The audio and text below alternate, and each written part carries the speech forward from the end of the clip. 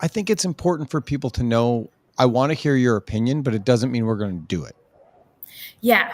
Yeah. And that is hard.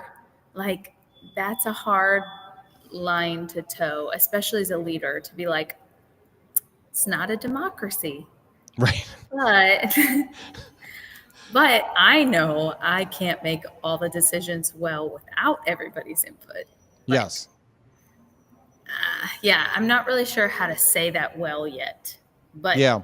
I think it's just, you just kind of like keep talking about it, and you prove to people by listening and caring and responding that you actually do care about their feedback. And then regardless of what you decide, like, you become trusted by proving you can be trusted to Yeah. listen. Yeah. Well, and people remember all the times that you don't come through. Yeah, that's very true. Yeah. The times you do come through, kind of like, yeah, that was once. Yeah. They remember the times where you missed the mark. Yeah. Yeah. And you got to follow up on that crap. Like, you Yeah. can't just hope that it gets ignored. Yeah.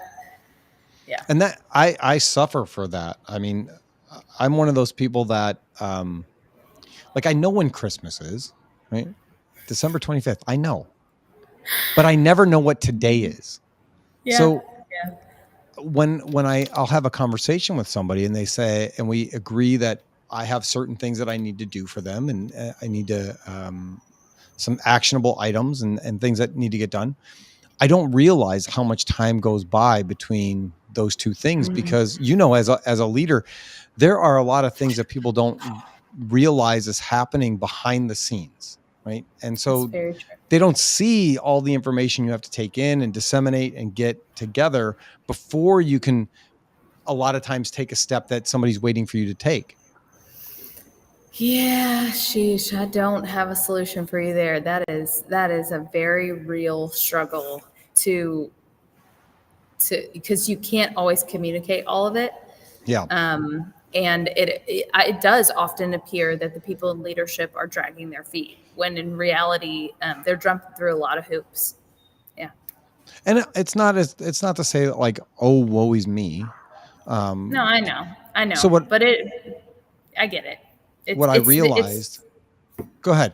Yeah. No, you go ahead. Finish your story. What I realized is, where I need to get better is, I need to say, Vivian, you and I had a conversation a couple weeks ago about this thing. I didn't forget about it. I'm not ignoring it. I'm putting together the information. As soon as I have something to bring to you, I will. Yep. That was the feedback that I got. Yeah. I mean, I think that's wonderful. Sometimes it's hard even to remember that. Like, Yeah. it is. Yeah. Jack and I were talking the other day, because he's editing the next episode of Make Manufacturing Fun Again.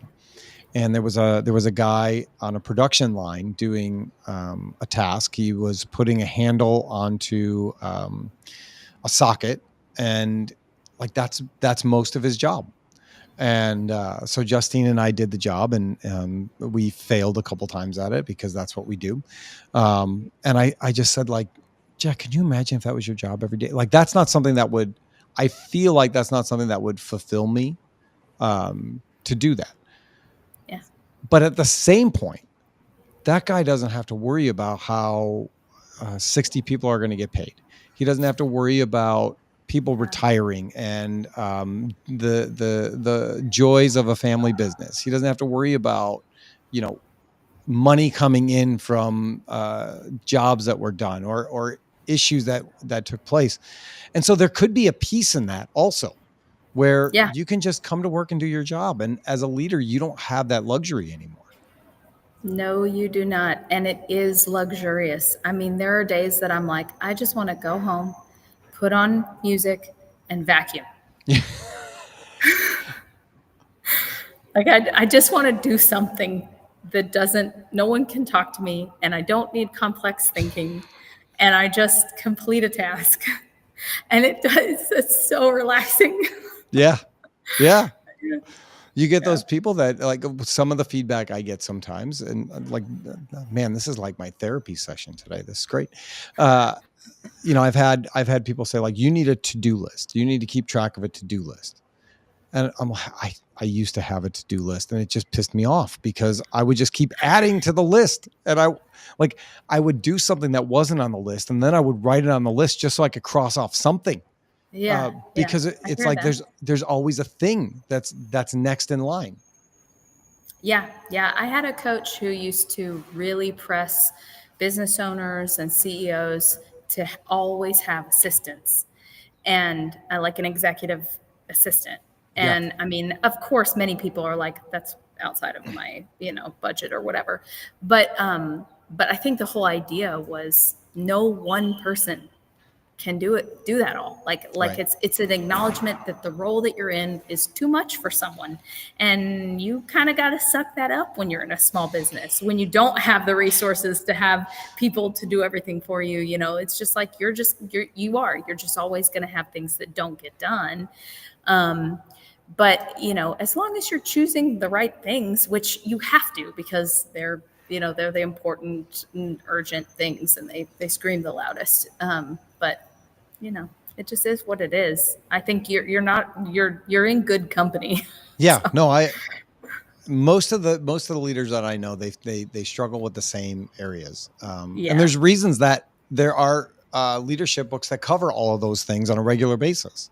That's very true. Craig Rochelle is a pastor. He leads Life Church, and he is the main speaker at the Global Leadership Summit every year. And I've seen him talk a number of times, and there's two big things that he says that always stand out to me. And one of them is the only decisions you should make are the decisions that only you can make. And then the Yeah. rest of those get passed down to the person that they can make those decisions, because you can't make all of them. Yep. Yep. Yeah. Yeah. And the other one was you need to have a to-don't list, not a to-do list. Okay. Which they both fall in line with the same kind of thing. Like Yeah. like when it comes to the podcast, if we're going to do the podcast, that's my job.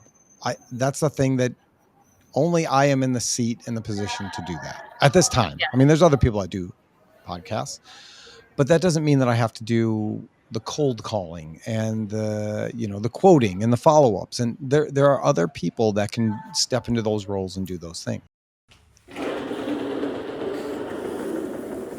Hey there. Thanks for watching the Manufacturing Alliance podcast. If you like what you saw, click here to watch the full interview, or you can click our channel link here. But either way, don't forget to subscribe so you don't miss any future episodes. That's it for now. Take care, and God bless.